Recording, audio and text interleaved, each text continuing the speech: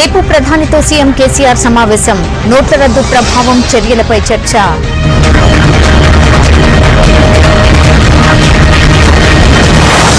ఉభయ సభల్లో ఆగని విపక్షాల ఆందోళన. సోమవారానికి పార్లమెంట్ వాయిదా.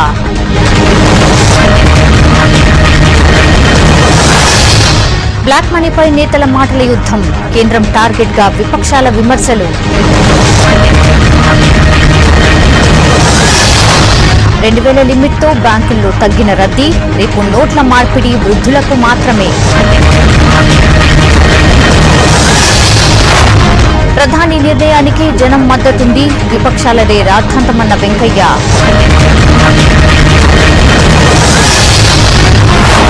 ఆజాద్ కామెంట్స్ పై భగ్గుమన్న బీజేపీ. క్షమాపణ చెప్పాలంటూ ఆందోళనలు.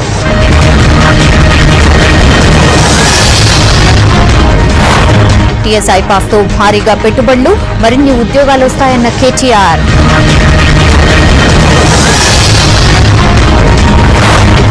కేవీపీ బిల్ మనీ బిల్ కాదన్న స్పీకర్. అయినా పక్కన పెట్టడంపై కాంగ్రెస్ ఆగ్రహం.